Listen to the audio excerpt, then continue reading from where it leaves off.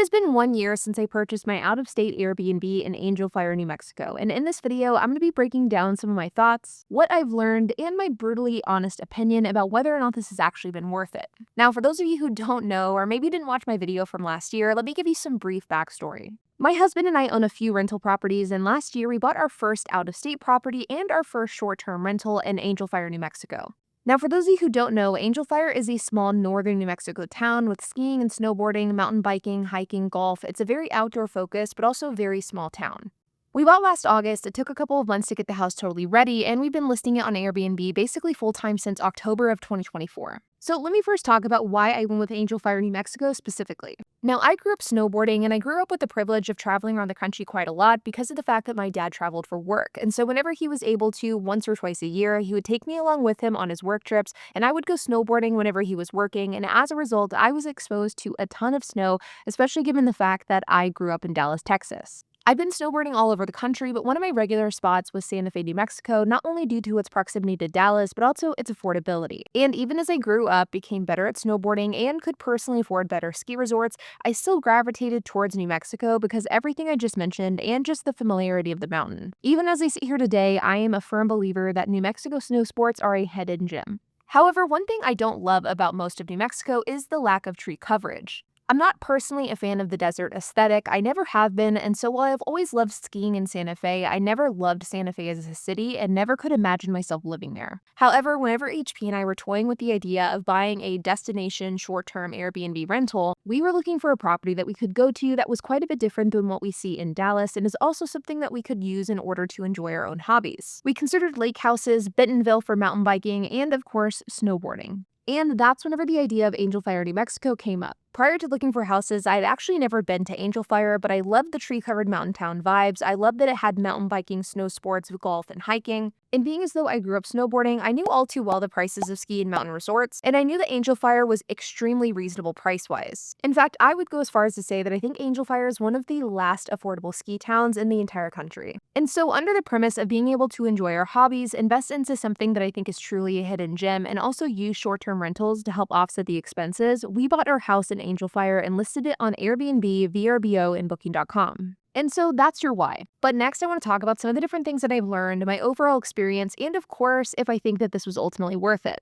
First, let's get to the brutally honest part, which is, has this been worth it? And truthfully, for me, I think the answer is yes, but I think that yes is a lot less gung-ho than some of the other investments, opportunities, or ideas that I talk about on my channels. And I guess let me briefly explain what I mean. If somebody was to ask me today if I thought that they should start a Turo fleet, in many cases, especially if that person was entrepreneurial, I would absolutely say yes. However, I think buying something like an Airbnb has a lot more baggage associated with it, and as a result, for a lot of people, probably isn't a cash flowing vehicle, but is instead a long-term investment. And while sure, this has some to do with my market, the house I bought, and the amount I paid, it also has to do with the nature of real estate investing, especially in an environment where Airbnb is becoming less attractive. And by environment, I don't mean like my specific Airbnb market, but I just mean the nature of Airbnb has definitely declined in value over the last couple of years as people are becoming a bit jaded by Airbnb hosts and are instead gravitating back to hotels. But I think in order to fully understand what I'm talking about, you have to first understand what I've learned and kind of my general experience of this last year. And through that, you'll be able to learn a bit more about what I mean with this being a long-term investment and not really a cash cow. First is the cost. Houses are expensive, and in the case of my Airbnb, we paid $550,000.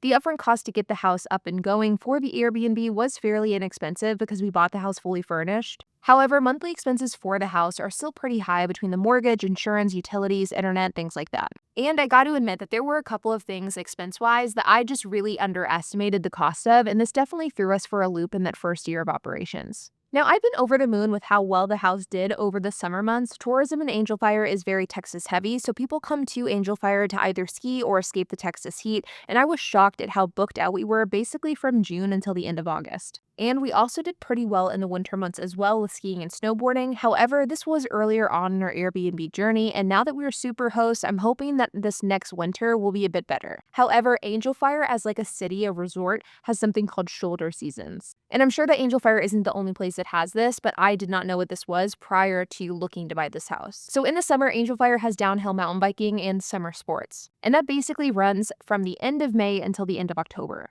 And then in the winter months, Angel Fire has skiing, snowboarding, and winter sports, and that basically runs from mid-December until the end of March. And so from the end of March until the end of May, as well as from the end of October until the middle of December, there is a period of time where basically the entire city shuts down. It's called your shoulder season. There is very minimal tourism during this period of time. Many restaurants go to like adjusted hours. There just isn't a lot to do. And we had now officially experienced 2 shoulder seasons, the spring one and the fall one. And last fall specifically, we didn't really notice the hit from the shoulder season because we listed our Airbnb during the season. We also had things like Thanksgiving, fall activities, fall foliage, which all kind of helped carry our bookings through the months of fall and that shoulder season. However, in the spring months, we just completely died. And basically, during the entire 6-week spring shoulder season, we had very, very few bookings. Additionally is gas costs. Our house does not have AC, but it does have propane, which fuels things like hot water, heater, etc. And I was completely ill prepared for the amount of propane that guests would use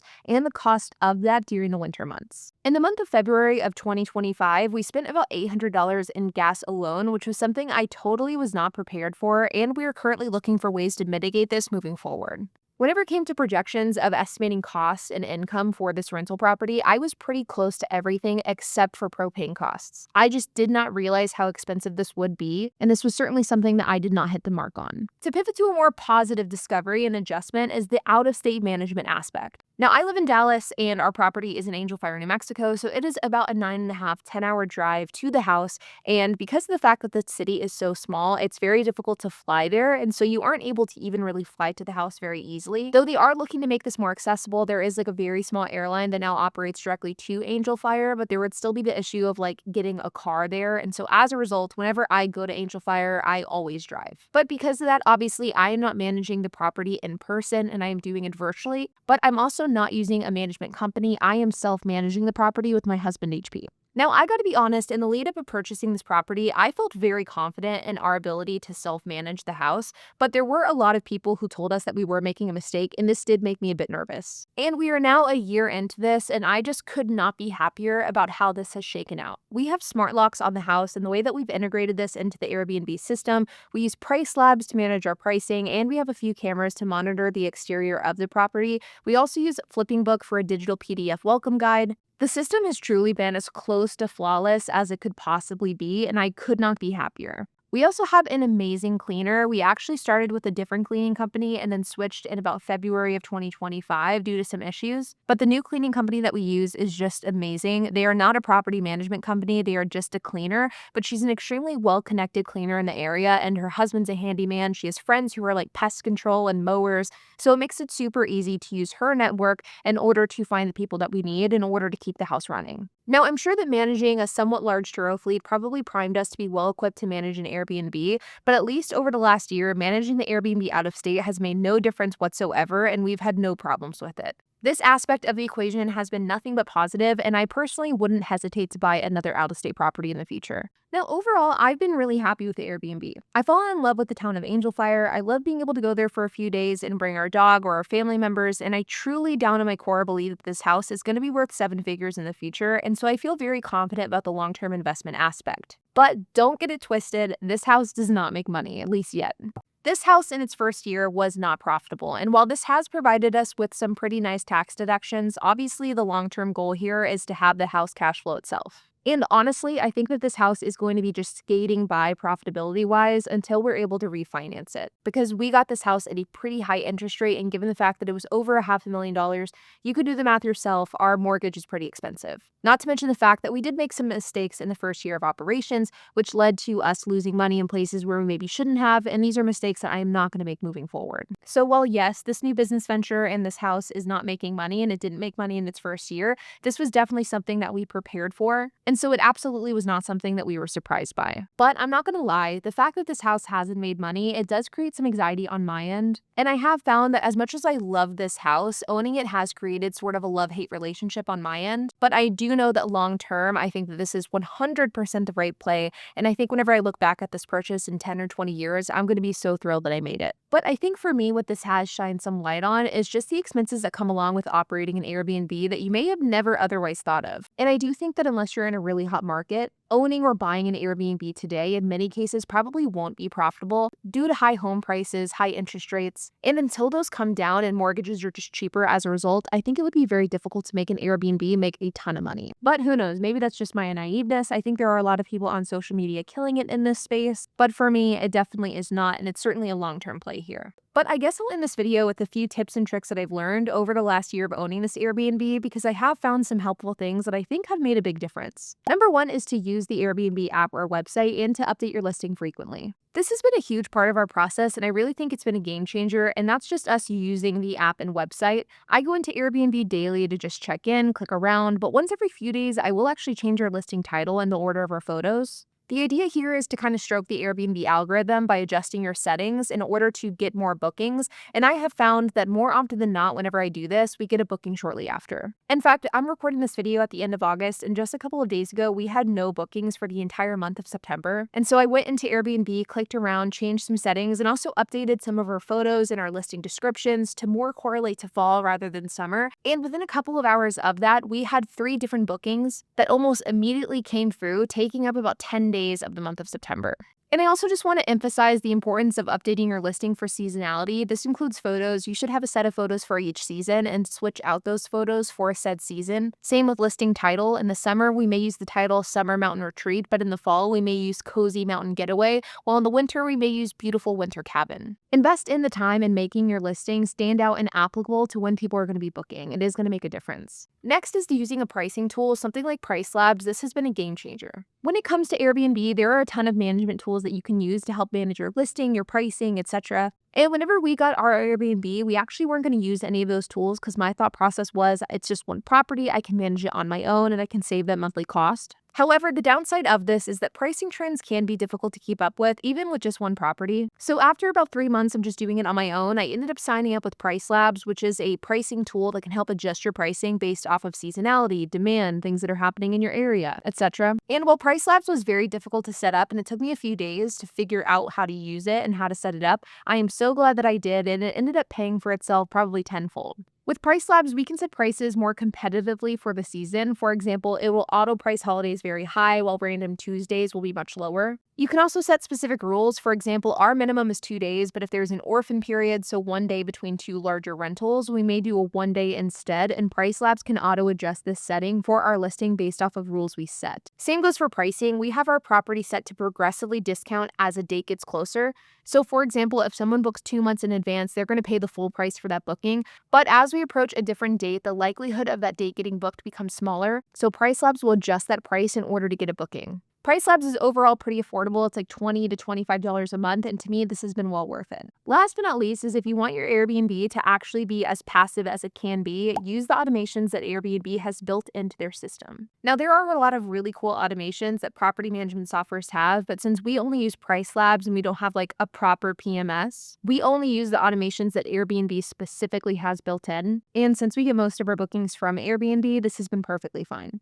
This is another one where the upfront setup is very time consuming, but now that the setup is done, the maintenance is very little and the actual management is very passive. When a guest books our property, they automatically get sent all instructions and messages at the time in which we've set it to be sent. Our smart locks integrate with Airbnb, and so the moment that a reservation is set, the smart lock is going to create a combination associated with that reservation, and that combination is going to be sent to the guest at the applicable time, all automatically. You can also set parameters of like when you want that code to be inactive, how much before the rental do you want it to be active. If a guest requests for an early check-in, you can easily change it through Airbnb. All instructions are sent automatically. It is all very, very automated. And this is all with just like Airbnb's built-in feature. This is nothing that I've paid for specifically to handle automations. It's very cool and much better than almost any other platform I've found. And truthfully, it puts Turo's built-in automations to shame. Now, the one downside is that while Airbnb's automations and systems that they have implemented are very, very good, I think that Booking.com and VRBO are very, very bad. And so we may at some point actually end up getting a PMS almost purely to just manage those 2 other platforms more passively. But from an Airbnb perspective, I've just been so impressed. And I think it probably goes without saying at this point that if you are an Airbnb host and you haven't learned the automations,